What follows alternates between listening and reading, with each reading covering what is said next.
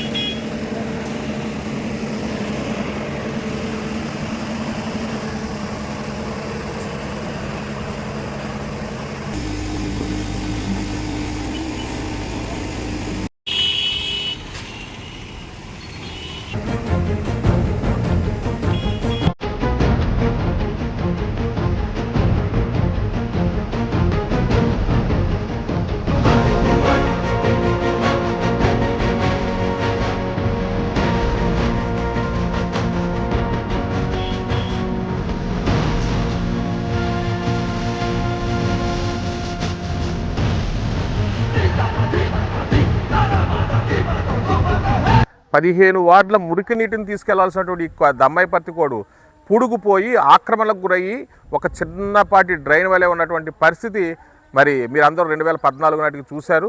2014 తర్వాత మన ప్రీతమ శాసనసభ్యులు డాక్టర్ నిమ్మల రామారాయుడు గారు శాసనసభ్యులు అయిన తర్వాత ఆయన ఒక కష్టసాధ్యమైన పనిని ఇష్టపడి పనిచేసే వ్యక్తి.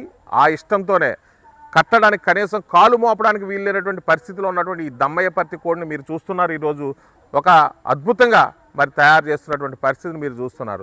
ఏదైనా చిన్నపాటి వర్షానికి కూడా 1 నుంచి 15 వార్డుల ప్రజలు ఆ వార్డుల్లో కనీసం 2-3 రోజులు డ్రైనేజ్ వాటర్ రోడ్డు మీదకి వచ్చి నిలబెట్టేటువంటి పరిస్థితి నుంచి ఈవేళ 1-2 గంటల్లోనే ఎంత పెద్ద వర్షం వచ్చినా సరే వెళ్ళిపోయే విధంగా సుందరవనంగా తీర్చిదిద్దేటువంటి పరిస్థితిని మనం చూస్తున్నాం.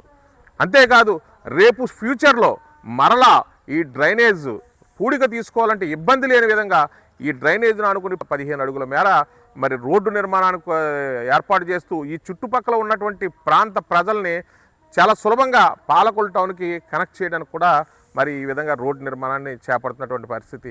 2024 ప్రభుత్వం రాగానే మొట్టమొదటి ఛాలెంజింగ్గా తీసుకొని మరి దీన్ని ఈవేళ చక్కగా ఎక్కడో బ్రాడీపేట 1వ వీధిలో నీరు వేస్తే ఈవేళ సెంట్ మేరీ స్కూల్ దగ్గర వరకు కూడా ఎక్కడ ఆకుండా చక్కగా నీరు ఫ్లోటింగ్ అలా వెళ్ళిపోతుందంటే దానికి కారణం రామానాయుడు గారి కృషి, ఆయన యొక్క పట్టుదల.